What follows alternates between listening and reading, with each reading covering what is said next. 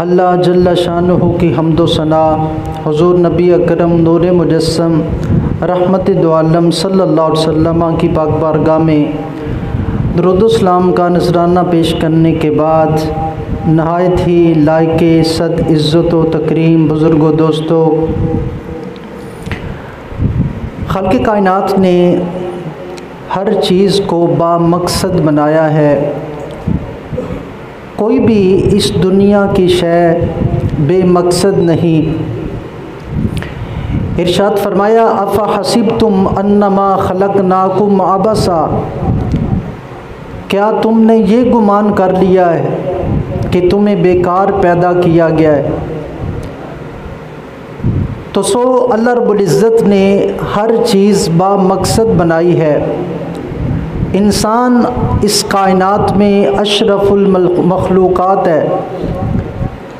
इंसान को अल्लाह रब्बुल इज़्ज़त ने बेमकसद नहीं बल्कि एक मकसद दे के भेजा है। और किताब ला रैब में खालिक़ कायनात ने उस मकसद को बयान फरमाया वमा खलक़तुल जिन्ना वल इंसा इल्ला लियाबुदून।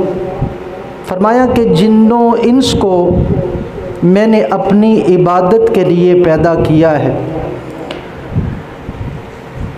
तो इंसान की तख्लीक का मकसद अल्लाह ताला की इबादत और बंदगी है और मार्फत खुदाबंदी है कि इस दुनिया में रहते हुए अपने रब की मार्फत और अपने रब का कुर्ब तलाश करने के लिए कोशां रहे और इस दुनिया में आके अपने रब के साथ अपना रब्त और ताल्लुक़ जोड़ के रखे। ये दुनिया जिसमें अल्लाह रब्बुल इज़्ज़त ने हमें भेजा है, इस दुनिया के मुताल्लिक़ वो इरशाद फरमाता है वमल हयातुद दुन्या इल्ला लाइबुम व लहव। इरशाद फरमाया कि ये दुनिया नहीं है मगर खेल कूद। वलद्दारुल आखिरतु खैरुल लिल्लज़ीना यत्तक़ून। और फरमाया आखिरत उनके लिए भली है, उनके लिए बेहतर है जो मुत्तकी हैं, जिन्होंने अपनी ज़िंदगी तक़वा और पारसाई और अल्लाह रब्बुल इज़्ज़त के डर और खौफ से गुजारी। फरमाया उनके लिए आखिरत भली है। अफ़ला ताक़िलून, क्या तुम्हें अकल नहीं है। तो बताया कि ये दुनिया ये इंसान का मकसद नहीं है कि कोई बंदा इस दुनिया को अपना हकीकी मकसद समझ के बैठ जाए, बल्कि फरमाया ये आखिरत की खेती है, ये मज़राअतुल आखिरा है कि इंसान आज इस दुनिया में जो करके जाएगा वही कल नतीजतन उसके सामने होगा। तो इस एतबार से ये दुनिया अहमियत की हामिल है कि इसके ऊपर आखिरत का इन्हिसार है। आज जो बोएंगे वही कल काटेंगे। लेकिन अगर इस ज़िंदगी को अपना हकीकी ज़िंदगी में दुनिया में आने का मकसद समझ लिया तो फिर ये गफलत का काम होगा, फिर घाटे का सौदा होगा। तो इस वास्ते इरशाद फरमाया कि ये दुनिया खेल तमाशा है और फरमाया आखिरत उन लोगों के लिए बेहतर है कि जो मुत्तकी हैं, जिन्होंने तक़वे को अपना लिया। अल्लाह रब्बुल इज़्ज़त ने अपने प्यारे बंदों की जो सिफ़त बयान फरमाई है वो यही पहचान इरशाद फरमाई है। मेरे दोस्त कौन हैं, मेरे कुर्ब वाले कौन हैं, मेरे बंदे कौन हैं। तो इरशाद फरमाया अल्लज़ीना आमनू व कानू यत्तकून।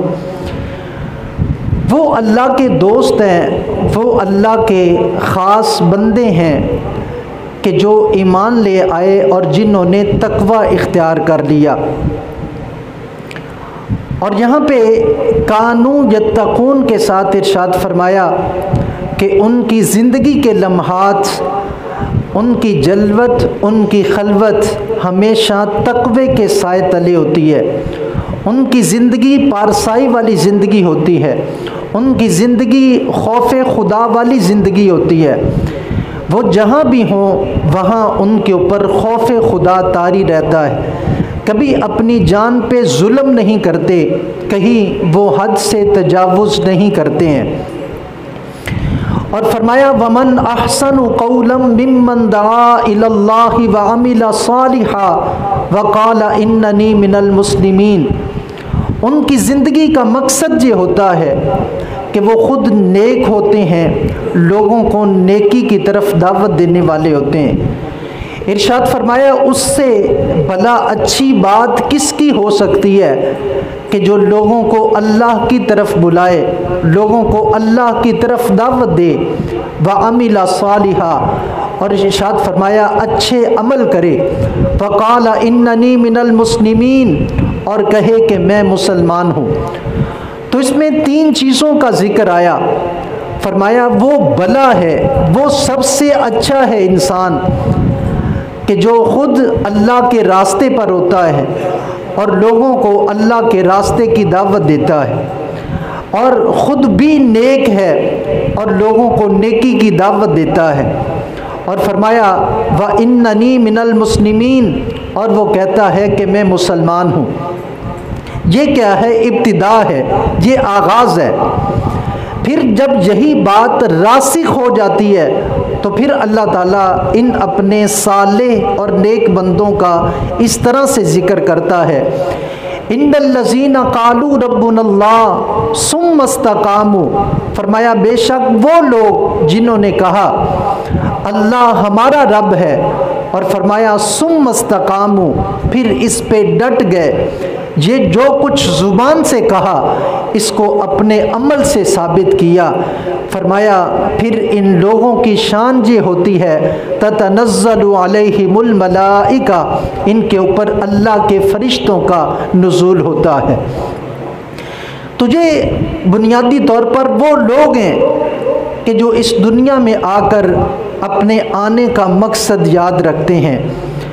हज़रत इब्ने उमर रदियल्लाहु ताला अन्हुमा आप रवायत करते हैं, मिशकातुल मसाबी में ये हदीस पाक है कि रसूलुल्लाह सल्लल्लाहु अलैहि वसल्लम ने मेरे कंधे के ऊपर हाथ रखा और इरशाद फरमाया, ए अब्दुल्ला, इस दुनिया में इस तरह से रहो, कुन फिद दुनिया का अन्ना का गरीब औ आबिर सबील। इरशाद फरमाया कि दुनिया में इस तरह से अपनी ज़िंदगी गुजारो जिस तरह तुम मुसाफिर होते हो या अजनबी होते हो। मुसाफिर जहाँ सफ़र करता है तो कितना सा अपने साथ सामान लेके जाता है, उतना सा उसके पास सामान होता है जितनी उसकी ज़रूरत होती है। तो इसमें यह पैगाम दिया कि इस दुनिया में उतना सा सामान इकट्ठा करो जितनी ज़रूरत है, इससे ज़ायद इकट्ठा करने की ज़रूरत नहीं। कोई बंदा अजनबी हो और कहीं पे अपना पड़ाव करे तो उसका कितने से वहाँ ताल्लुकात होते हैं, मामलात होते हैं। उसका महदूद सा जितना ठहराव होता है उतने ही उसके महदूद से वहाँ पे ताल्लुकात होते हैं। तो फरमाया इस तरह से अपनी ज़िंदगी गुजारो। और हज़रत इब्ने उमर रदियल्लाहु ताला अन्हु ये फरमाया करते थे, ए मेरे भाइयों, ए लोगों, अगर सुबह मिल जाए तो शाम का इंतज़ार ना करो, अगर शाम मिल जाए तो सुबह का इंतज़ार ना करो। ये ज़िंदगी इस तरह से है जिस तरह पानी का बुलबुला होता है, किसी वक्त पैगाम अजल आ जाए और इसको छोड़कर अल्लाह रब्बुल इज़्ज़त की बारगाह में वापस जाना हो जाए। तो इस वास्ते इरशाद फरमाया कि एहतियात के साथ इस दुनिया में रहते हुए ज़िंदगी गुजारो। और हज़रत दादा साहब अलैहि रहमा आप इस ज़िंदगी की हकीकत बतलाते हुए इरशाद फरमाते हैं, इरशाद फरमाया दुनिया पानी पर कश्ती की मानिद है। फरमाया कि इस तरह से समझ लो कि ये दुनिया ये इस तरह से है कि गोया ये दुनिया पानी है और इसमें जो ज़िंदगी अल्लाह रब्बुल इज़्ज़त ने अता फरमाई है वो कश्ती है। तो इरशाद फरमाया कि इस दुनिया में रहकर गोता जन बनना है। ये ना हो कि पानी में डूब कर रह जाओ। यानी जिस तरह से मिसाल इरशाद फरमाई कि कश्ती अपनी सारी की सारी ज़िंदगी पानी में गुजार देती है, लेकिन कभी पानी को अपने अंदर नहीं आने देती। अगर पानी कश्ती के अंदर आ जाए तो कश्ती डूब जाती है, नहीं बचती। इसी तरह फरमाया कि इस दुनिया में रहना है तो ये समझ के रहो कि इस दुनिया में हम हैं, तो इस तरह से अपने आप को दुनिया में रखना है कि जिस तरह कश्ती अपने आप को पानी में रखती है। कि बंदे तू दुनिया में रह, लेकिन दुनिया की मोहब्बत को अपने अंदर ना आने दे। दुनिया की मोहब्बत क्या है कि जो अल्लाह के अहकाम से गाफिल कर दे, जो रब से दूर कर दे, जो रब से गाफिल कर दे। तो फरमाया दुनिया की मोहब्बत इंसान के अंदर आ जाए, इंसान डूब जाता है, इंसान कहीं का नहीं रहता, फिर अपना मकसद हयात भूल जाता है। इस वास्ते इरशाद फरमाया गोता जन तो बनना है कि इस दुनिया में उतना सा लो जितनी सी ज़रूरत है, लेकिन अगर दुनिया अंदर आ गई, दुनिया की मोहब्बत इंसान को आखिरत से गाफिल कर दिया, फिर क्या हुआ? इंसान अपने हकीकी मकसद से गाफिल हो गया है और अपने मकसद को भुला कर बैठ गया है। और हकीकत ये है कि वो लोग कामयाब इस दुनिया में ठहरते हैं कि जो इस दुनिया में रहकर अपनी आखिरत के लिए कोशिश करते हैं और अपनी आखिरत को बेहतर बना लेते हैं। और वो लोग इस दुनिया में आकर नाकाम हो जाते हैं कि जो दुनिया के साथ दिल लगी करके बैठ जाते हैं, अपनी आखिरत से गाफिल हो जाते हैं। हज़रत बाबा फरीदुद्दीन गंजे शकर अलैहि रहमा इन्हीं लोगों के मुताल्लिक इरशाद फरमाते हैं, कोई बन गया रौनक पखियाँ दी, कोई छोड़ के शीश महल चलिया। यानी कोई अपनी ज़िंदगी इस दुनिया में पखियों में रहकर गुजार लेता है, लेकिन अपनी आने का मकसद नहीं भूलता। कोई इस दुनिया में महल्लात बनाता है, लेकिन आखिर छोड़कर वो भी चला जाता है। ज़िंदगी उसकी भी गुजर रही है, ज़िंदगी इसकी भी गुजर रही है, लेकिन दोनों की ज़िंदगी में ज़मीन व आसमान का फ़र्क है। इरशाद फरमाते हैं कोई पलिया नास ते नखरियां विच, कोई रेत गरम ते थल चलिया, कोई भूल गया मकसद आमन दा, कोई करके मकसद हल चलिया। इरशाद फरमाते हैं एते हर कोई फरीद मुसाफिर है, कोई अज चलिया कोई कल चलिया। बस बात इतनी सी है कि किसी ने इस दुनिया में अपने आने का मकसद याद रखा हुआ है, और कोई वो हैं कि जिन्होंने इस दुनिया में आकर अपने आने का मकसद भुला दिया है। लेकिन किसी की भी जहाँ दायमी ज़िंदगी नहीं है, चाहे कोई बंदा दुनिया के साथ मोहब्बत करने वाला है, चाहे दुनिया में रहकर अपनी आखिरत को याद रखने वाला है, दोनों की ज़िंदगी आर्जी है, फ़ानी है, ख़त्म होने वाली है।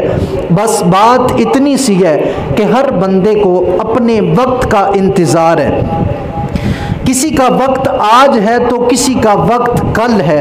ये सफ़र जारी है, ये टाइम इसी तरह से चल रहा है, ये घड़ी रुकने वाली नहीं है। जब पैगाम अजल आ जाता है फिर हर सूरत उसको कबूल करना पड़ता है। अल्लाह ताला इरशाद फरमाता है इन्ना अजल अल्लाहि इज़ा जाअ ला युअख्खर, फरमाया जब वो वक्त मुकर्रर आ जाता है फिर एक लम्हे के लिए ना आगे होता है ना पीछे होता है। ये नहीं देखता इसकी कितनी ज़रूरियात हैं, अभी इसके ऊपर कितनी जिम्मेदारियां हैं, अभी इसने ये करना है। नहीं, जब मौत आ जाती है तो फिर मोहलत नहीं देती, चाहे वो किसी महल में रहने वाला हो, जो कुटिया में रहने वाला हो, वो फ़कीर हो, वो अमीर हो, जब आ जाती है मौत तो फिर किसी को छोड़ कर नहीं जाती। जिसके पास आती है फिर उसे पैगाम अजल कबूल करके साथ जाना होता है। इस वास्ते हम देखते हैं कि वो लोग जिनकी ज़िंदगी अल्लाह ताला के अहकाम के मुताबिक गुज़रती है, इस दुनिया में आके अपने आने के मकसद को नहीं भूलते हैं, उनकी ज़िंदगी इस दुनिया की भी ज़िंदगी खूबसूरत है, उनकी ज़िंदगी आखिरत की भी ज़िंदगी खूबसूरत ज़िंदगी है। तो आज ख़ास तौर पर हमने उन लोगों का तज़किरा करना है और सुनना है कि जिन्होंने आकर इस दुनिया में अपने मकसद हयात को याद रखा और हमारे लिए क्या वो पैगाम छोड़ के गए, उन चीज़ों को ख़ास तौर पर हमने लेना है। हम देखते हैं कि बहुत सारे लोग इस दुनिया में आते हैं, हरफ़े गलत की तरह मिट जाते हैं, कोई उनका नाम लेने वाला नहीं होता, किसी के जहन में नहीं होते, कोई उनका जिक्र नहीं करता। लेकिन कोई वो लोग हैं कि जो इस दुनिया में आए, बज़ाहिर उनके साथ लोगों की रिश्तेदारियां नहीं है, उनके साथ ताल्लुक़ नहीं है, रिश्ते नाते नहीं हैं, लेकिन आज से वो सदियां कबल आए, लेकिन आज भी उनका जिक्र बाकी है, उनका नाम बाकी है, उनके नाम लेवा बाकी हैं, उनकी तालीमात बाकी हैं। तो हमें ये दावत दे रही है चीज़ कि आखिर कौन से उन्होंने आमाल किए हैं कि जिनकी वजह से उनका नाम रहती दुनिया तक बाकी रहेगा। लोग उनको देखकर, उनकी ज़िंदगी को देखकर अपनी ज़िंदगी की राहें सीधी करते हैं, उनके मुताबिक अमल करके लोग कुर्बे खुदा पाते हैं, कुर्बे मुस्तफ़ा पाते हैं। तो आखिर उन्होंने कौन से ऐसे अमल किए हैं, इस दुनिया में आके उन्होंने क्या कमाल कर दिया है कि उनके नाम आज तक बाकी हैं और क़यामत तक बाकी रहेंगे। उन्हीं हस्तियों में से एक हस्ती जिसका नाम हज़रत दाता गंज बख्श अलैहि रहमा है कि आप तकरीबन 1000 साल कबल इस दुनिया में तशरीफ़ लाए। 14 सदियाँ टोटल बानिए इस्लाम इस दुनिया में जब तशरीफ़ लाए, 14 सदियाँ और कुछ अरसा, और उनके इस दुनिया से तशरीफ़ ले जाने के 400 साल बाद आप आते हैं। यानी आपको इस दुनिया से गए हुए 1000 साल के करीब हो गया, यानी 10 सदियाँ गुजर गई हैं। आज लोग अपनी तीसरी नस्ल को नहीं जानते, अबाऊ अजदाद में से, कि वो कौन थे, कहाँ थे। लोगों की कब्रों के निशानात मिट जाते हैं, लोगों को कोई याद नहीं करता, उनके लिए कोई दुआ नहीं करने वाला होता। लेकिन आज इतना अरसा गुजर गया, इसके बावजूद हर वक्त उनकी कब्र के ऊपर रौनक होती है, वहाँ तौबा करने वालों का रश होता है, जिक्र अज़कार करने वालों का रश होता है, वहाँ नवाफिल पढ़ने वालों का रश होता है, सदकात व खैरात करने वालों का रश होता है।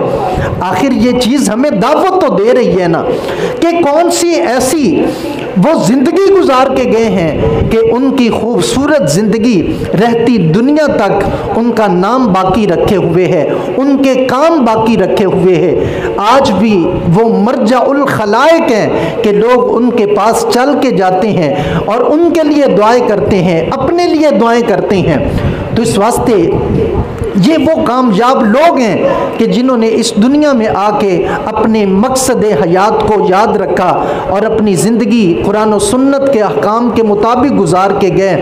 तो ये वो खूबसूरत ज़िंदगी है कि जो बंदे को दवाम और हमेशगी बख्श देती है, कि उनका नाम कभी मिटने नहीं देती है। तो आइए चंद आपकी तालीमात आपके सामने मैं रखता हूँ, जिसके मुताबिक अमल करके हम भी अपनी ज़िंदगी को संवार सकते हैं।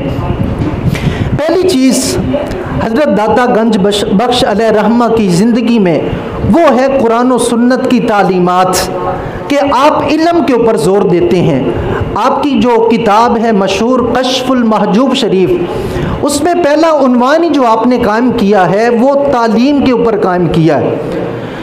तो यानी अल्लाह का जो वली होता है उसकी ज़िंदगी का पैगाम इल्म हासिल करना होता है और लोगों को इल्म सिखाना होता है, ख़ुद इल्म सीखता है, इल्म आगे सिखाता है। तो आपने बाकायदा तौर पर इल्म सीखा है, फिर आगे इल्म सिखाया है। इस वास्ते के जिसके पास दीन का, शरीयत का इल्म नहीं होता वो ख़ुद जाहिल होता है। जो ख़ुद जाहिल होता है वो किसी की ज़िंदगी में कभी नूर और रोशनियाँ नहीं भर सकता है। इस वास्ते नबी करीम सल्लल्लाहु अलैहि वसल्लम ने अपने आने का जो मकसद बयान फरमाया, इरशाद फरमाया बुइस्तु मुअल्लिमा, मैं मुअल्लिम बन के आया हूँ, तुम्हारे लिए टीचर बन के आया हूँ, मैं पढ़ाने वाला बन के आया हूँ। तो पहली वही हम देखते हैं तो इकरा के साथ है जिसका ताल्लुक पढ़ने पढ़ाने के साथ है। तो हमारा दीन इतना पढ़ने के ऊपर जोर देता है, इतना सीखने के ऊपर जोर देता है, इस वास्ते कोई जाहिल अल्लाह का वली नहीं हो सकता। हज़रत सुल्तान बाहू अलैहिर्रहमा इरशाद फरमाते हैं, इल्म बाजू करे फ़कीरी मरे दीवाना काफिर हो। इरशाद फरमाते हैं, जो इल्म के बगैर फ़कीरी की राह इख्तियार करता है या तो वो काफिर हो के मरता है या वो पागल हो के मरता है। इस वास्ते कोई जाहिल सूफ़ी नहीं हो सकता, कोई जाहिल अल्लाह का वली नहीं हो सकता। और हज़रत दाता गंज बख्श अलैहिर्रहमत तो इरशाद फरमाते हैं कि उस बंदे की सोहबत से बचो जिसके पास बैठ के तुम्हारे दीन का नुकसान हो जाए, तुम्हारे ईमान का नुकसान हो जाए, तुम्हारी आखिरत का नुकसान हो जाए। अब हमें अपने रवैये के ऊपर गौर करना है, देखना है कि उन लोगों के पास जाके बैठेंगे जिन्हें नहाने के नहीं पता, जिन्हें गुस्ल करने का नहीं पता, जिन्हें ना दुनिया का पता है ना दीन का पता है, जिन्हें ना शरीयत का पता है ना तरीक़त का पता है ना हकीकत का पता है। जब उन लोगों के पास बैठ के उन्हें अल्लाह वाला समझकर उनके पास बैठ के उनसे कुछ लेने की कोशिश करेंगे तो क्या होगा? ईमान भी जाएगा, दीन भी जाएगा, आखिरत भी जाएगी, दुनिया भी जाएगी। तो ये कितनी खूबसूरत आपकी तालीमात हैं कि ऐसे लोगों की सोहबत से ही बचो कि जिनके पास बैठ के तुम्हारा दीन बर्बाद हो जाए, तुम्हारी दुनिया और आखिरत बर्बाद हो जाए, जिनके पास बैठकर तुम्हें ना दीन नसीब हो ना शरीयत नसीब हो, ऐसे लोगों की सोहबत से बचना है। तो ये आपकी तालीमात में से हैं। इस वास्ते हमारा इल्म इस चीज़ के ऊपर जोर देता है। तो ये बात जहन में रखो, कोई जाहिल वो अल्लाह का वली नहीं हो सकता है। ये बात आज हमें याद रखने के लिए, आज हम इन चीज़ों से गाफिल हो गए हैं, इन उसूलों से हट गए हैं। जो नहाता नहीं वो वली हो गया, जो कपड़े नहीं बदलता वली हो गया, जो लग़वियात बके वो अल्लाह का वली हो गया, जिसे दीन शरीयत का नहीं पता, उठने बैठने का नहीं पता। औलिया अल्लाह की तो तालीमात ये हैं। मैं आपको सुनाऊँ, हज़रत बायज़ीद बुस्तामी अलैहिर्रहमा के मुतल्लिक आपका ये फरमान कश्फुल महजूब शरीफ में है कि हज़रत बायज़ीद बुस्तामी अलैहिर्रहमा एक शख्स को मिलने के लिए गए जिसके बारे में मशहूर था कि ये अल्लाह का वली है, कामिल है। उस शख्स को देखा तो वो मस्जिद में सोया हुआ है और उसके मुंह से राल टपक रहे हैं। आप वहीं से वापस पलट आए, कहा ये अल्लाह का वली नहीं हो सकता, जिसे मस्जिद के आदाब का नहीं पता है, फरमाया वो अल्लाह का वली कैसे हो सकता है। तो ये इन लोगों की तालीमात हैं। और आप कश्फुल महजूब शरीफ में लिखते हैं कि एक शख्स मस्जिद में आया, उसके बारे में शोहरा था कि ये अल्लाह का वली है। जब उसने जूता उतारा, मस्जिद में अपना पाँव रखा तो पहले उल्टा पाँव रखा, तो आपने फरमाया ये अल्लाह का वली नहीं हो सकता, जिसे अल्लाह के घर में आने का ही अदब नहीं मालूम है कि अल्लाह के घर में दाखिल हो तो कौन सा पाँव पहले रखते हैं। फरमाया ये अल्लाह का वली कैसे हो सकता है। तो ये इन लोगों की तालीमात हैं, इन्होंने ये विलायत का म्यार रखा है। आज हम हर कमीने बंदे को, जिसे शरीयत का जो बागी है, जो फिस्क व फजूर का पैकर है, उसे हमने समझ लिया कि ये अल्लाह का वली हो गया। तो इस वास्ते हमें इन अल्लाह के कामिल बंदों की तालीमात को जानना है, देखना है और फिर उनके मुताबिक अपनी राहों का तयन करना है, अपनी मंजिल की तरफ फिर निकलना है। इस वास्ते आप इस हवाले से इरशाद फरमाते हैं, बड़ी खूबसूरत बात आप इरशाद फरमाते हैं कि पहली चीज़ किसी भी आबिद के लिए, किसी भी जाहिद के लिए वो नीयत का सही होना है, नीयत का खालिस होना है। आप इस हवाले से इरशाद फरमाते हैं, एक है कि बंदा नमाज के लिए खड़ा हो, जी मैं नमाज पढ़ने के लिए जा रहा हूँ, बस मैं रुकू करूँगा, सजदा करूँगा, क़याम करूँगा, ये मेरी नमाज है। आप इरशाद फरमाते हैं ये नहीं सिर्फ नमाज, इरशाद फरमाते हैं नमाज इखलास का नाम है। जब नीयत खालिस हो जाएगी, यानी मतलब क्या कि मैं घर से चला तो ज़हन में हो मैं अल्लाह के हुजूर झुकने के लिए जा रहा हूँ। फिर इरशाद फरमाते हैं कि जब खड़े हुए क़याम में हाथ उठाए तो ये नहीं कि सिर्फ मेरा जिस्म खड़ा है, फरमाते हैं रूह भी अल्लाह की बारगाह में खड़ी हो जाए। जब झुके तो सिर्फ इंसान का जिस्म नहीं झुक रहा, उसकी रूह भी अल्लाह के हुजूर झुक जाए। क़याम में है तो रूह क़याम में है, बंदा रुकू में है तो उसकी रूह भी क़याम में है, बंदा सजदे में है तो उसकी रूह भी सजदे में चली जाए। इरशाद फरमाते हैं कि ये नमाज है और ये बुनियादी तालीम है। इस तरह से यानी नमाज पढ़ी कि रूह कहीं है और जिस्म कहीं है।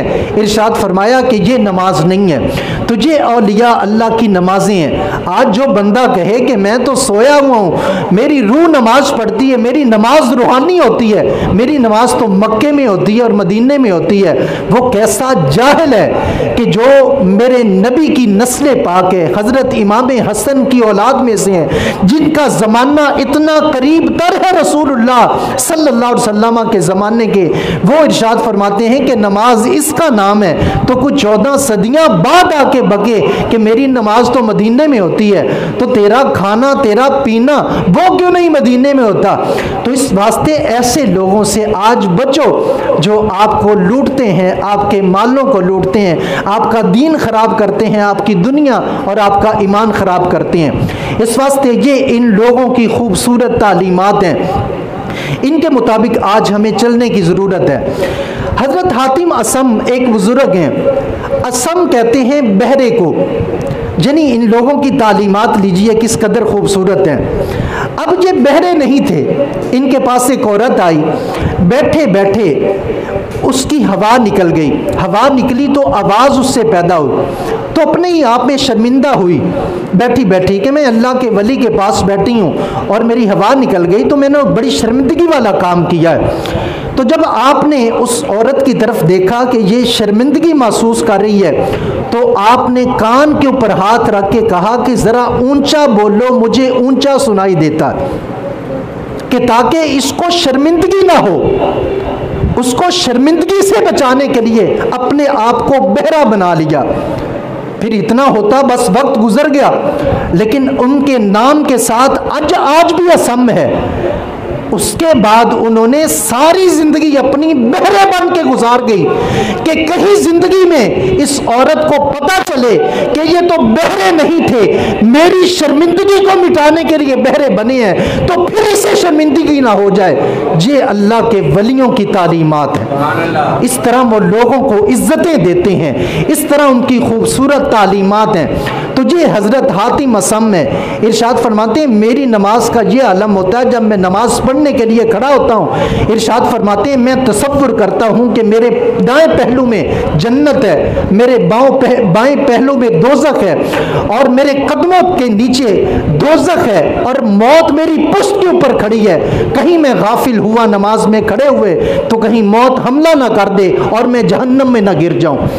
इस तसव्वुर के साथ जो लोग नमाज पढ़ते हैं उन्हें अल्लाह ताला के औलिया कहते हैं। ये अल्लाह ताला के वलियों की नमाज है और इस तरह से उनकी खूबसूरत तालीमात हैं। आज बहुत सारी चीज़ें गलत फाहमी में हम मुब्तला होके बहुत सारी चीज़ों से किनारा कश हो गए हैं और बहुत सारी चीज़ों को हमने मुतनाज़ा बना लिया है। अब मिसाल के तौर पर पहली चीज़, ये आपको 10 सदियाँ पीछे ले जाके बात कर रहा हूँ, आज या कल की नहीं बात कर रहा, यानी 10 सदियाँ अपने आप को पीछे ले जाएं। तो आज मिसाल के तौर पर एक चीज़ मशहूर है, ये पीरी मुरीदी जो है ना, ये ऐसा ही एक जी तमाशा है, इसकी हकीकत कुछ नहीं है।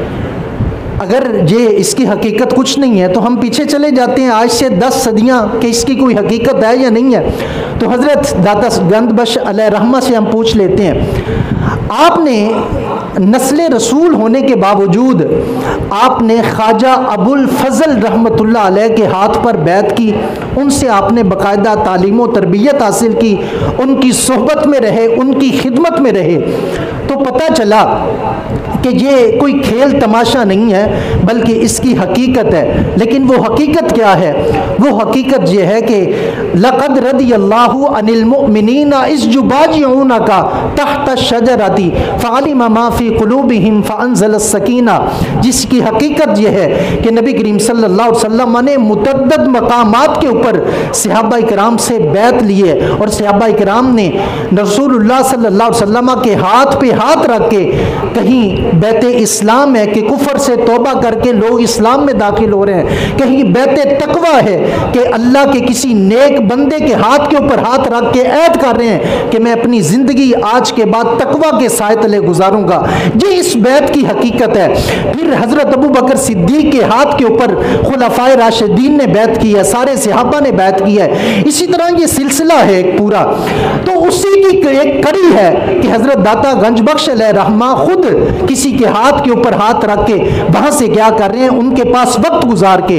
बल्कि आप इरशाद फरमाते हैं, एक दिन मैं अपने शेख को वजू करवा रहा था, दिल में ख्याल आया जब सब कुछ नसीब मुकद्दर में लिखा हुआ है तो मुझे किसी की गुलामी करने की क्या ज़रूरत है। फरमाते हैं मेरे शेख फ़ौरन मेरी नीयत के ऊपर वाकिफ़ हुए और इरशाद फरमाया कि जो कुछ तेरे दिमाग में घूम रहा है कि जो कुछ है नसीब मुकद्दर में वही मिलना है। इरशाद फरमाया असबाब के बगैर कुछ नहीं मिलता, ये जो तुम मेरी खिदमत कर रहे हो ये सबब है, इसी की बरकत से वो सारा कुछ मिलना है जो तेरे नसीब मुकद्दर में लिखा हुआ है। इसी तरह से हज़रत दाता गंज बख्श अलैहि रहमा, आप 10 सदियाँ कबल तशरीफ़ लाए हैं, आपका विसाल हुआ तो उर्स होता है। आज ये कहा जाता है कि ये उर्स एक तमाशा है, ऐसे कुछ नहीं है इसकी हकीकत। उर्स का लफ्ज़ हदीस पाक में है, नुम का नौमतिल उरूस, मिशकातुल मसाबी की हदीस पाक है। उर्स का माना क्या होता है? शादमानी, खुशी, यानी अल्लाह के जो बंदों का अल्लाह से मुलाकात का दिन होता है। ये क्या होता है? खुशी और शादमानी का दिन होता है, इससे उर्स है।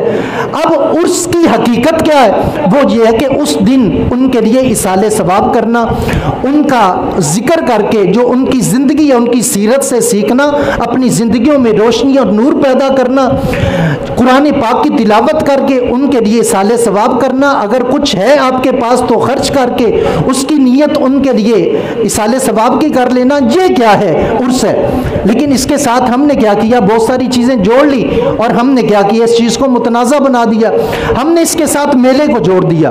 तो ये समझ लें मेला शरीयत में उसका कोई अमल दखल नहीं है, उसकी कोई हकीकत नहीं है। मेला आपका एक कल्चर है, इस वास्ते उर्स उसमें ये चीज़ें नहीं है। जिस तरह से मेला, जिस तरह से बंगी, जर्सी, नाचने वाली औरतें हों, हिजड़े हों, वहाँ पे ये सारे के सारे इसी तरह से ढोल लेके नाचते हुए जाना, इसे कोई इबादत समझना, इसी तरह से महंगी महंगी चादरें लेके चढ़ाने के लिए जी हम जा रहे हैं, हमने नज़र मानी थी, मन्नत मानी थी, ये सारी की सारी चीज़ें, इनका ताल्लुक उर्स के साथ नहीं है। ये आपका अपना बनाया हुआ कल्चर है, आपका तरीका है। आज क्यों मुतनाज़े हो गए ये बुजुर्गान दीन? इस वास्ते कि हमने अपनी लग़वियात शामिल कर ली हैं, इस वास्ते वो हकीकत जो है उसके ऊपर गर्दो गुबार आ गई, उसको लोगों ने छुपाने की कोशिश की। ये समझ लीजिए किसी साहिब मज़ार के पास जाके वहाँ पे सजदा करना हराम है, उस कब्र का तवाफ़ करना हराम है, किसी वली की तालीम नहीं है, ना कहीं कुरान और सुन्नत में है, ना कोई आपको इसका आलिम आपको इसकी तालीम देगा। ये हमारी अपनी बनाई हुई चीज़ें हैं, ये हमने खुद चीज़ें बनाई हैं, इनसे हमने खुद हटना है। हम ये समझें और ये भी मसला ज़हन में रखें, किसी वली बुजुर्ग के नाम के ऊपर यहाँ तक कि इमामुल अंबिया से भी आप नज़र नहीं मांग सकते हैं, नज़र अल्लाह से मांगनी है। ये वो चीज़ें हैं जो कुरान और सुन्नत में वाज़ेह हैं। अगर हमारी जहालत की वजह से अगर ये बुजुर्ग मुतनाज़ा हो रहे हैं तो हमें सोचने की ज़रूरत है, हमें अपने अमाल के ऊपर, किरदार के ऊपर, रवैये के ऊपर गौर व फिक्र करने की ज़रूरत है। ये समझ लें चीज़ें, ये ढोल ढमक्का सिर्फ एक चद्दर आम सी, नॉर्मल सी हो, दरमियानी, ना महंगी हो ना सस्ती हो, के फ़र्क करने के लिए कि ये अल्लाह का ख़ास बंदा है, सिर्फ एक चद्दर ऊपर डाल सकते हैं। इसके अलावा आज सैकड़ों चद्दरें आप लेके जा रहे हैं, उसका कोई फ़ायदा नहीं है। ना आपसे हज़रत दाता साहब खुश हो रहे हैं, ना अल्लाह खुश होता है, ना उसका रसूल खुश होता है, ना उसका कोई फ़ायदा है। उससे बेहतर है किसी नंगे को कपड़े सिला के दो, कोई भूखा है तो उसको खाना खिलाओ। इसी तरह जाते हैं जनाब और पैसे जाके बड़े बड़े गल्ले पड़े हैं और उनमें जाके डालते हैं, ये भी किसी कोई वली की तालीम नहीं है। वो जो डालते हैं महकमा औकाफ के खाते में जा रहा है, वो जो सजादा नशीन है वो आपके पैसों के ऊपर अयाशियां कर रहे हैं। अल्लाह के वलियों की क्या तालीम है, किसी भूखे को खाना खिलाओ, कहीं दीन का काम करो, किसी को किताब खरीद के दो, किसी को कुरान खरीद के दो। जी अल्लाह के वलियों की तालीमात है। इस वास्ते ये कोई आप सवाब का काम नहीं करते कि वहाँ जाके जी मैं पैसे डाल के आया हूँ। उससे बेहतर है किसी मदरसे में जाओ, वहाँ बच्चे पढ़ते हैं, दीन पढ़ते हैं, उनको पैसे दे के आओ, उनके ऊपर खर्च करो। देके जो वहाँ जाके चढ़ाते हो किसी मदरसे में पहुँचाओ जहाँ अल्लाह रसूल का दीन पढ़ने वाले, अल्लाह रसूल के मेहमान बैठे हैं, वो खाएंगे खुश होंगे, अल्लाह रसूल खुश हो जाएगा। आज वो चीज़ें हैं जो लग़वियात हैं, लेकिन हमने उनको दीन समझ के अपनाया हुआ है और उसके ऊपर बैठे हैं डट के। इस वास्ते ये कोई दीन की बात नहीं है। इसी तरह से आप समझे कि जी आज मैं तेल मेहंदी दादा साहब के ले जा रहा हूँ, तो तेल मेहंदी का कोई तसव्वुर नहीं है।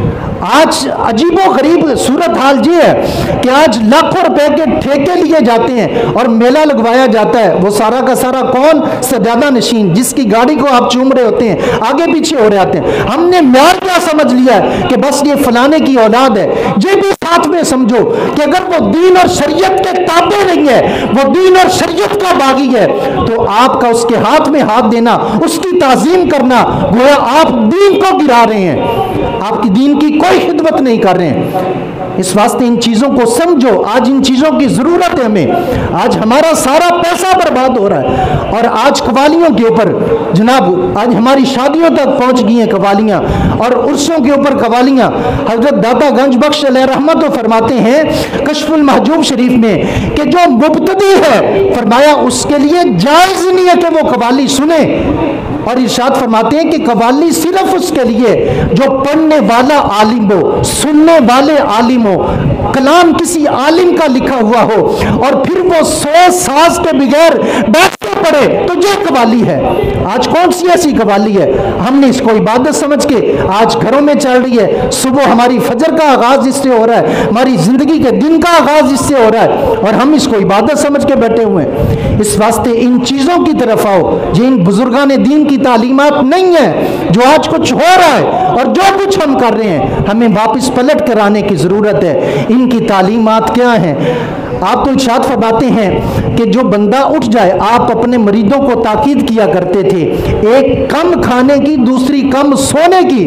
इरशाद फरमाते थे रात को जब आँख खुल जाए फिर सोने की कोशिश ना करो, फरमाया फिर उठ के अल्लाह को राज़ी करो, उसकी बारगाह में झुक जाओ और उसकी इबादत और बंदगी बजा लाओ। ये इन लोगों की तालीमात हैं। इस वास्ते हमें इन चीज़ों की तरफ पलट कर आने की ज़रूरत है। अल्लाह ताला हमें कुरान और सुन्नत का फ़हम अता फरमाए।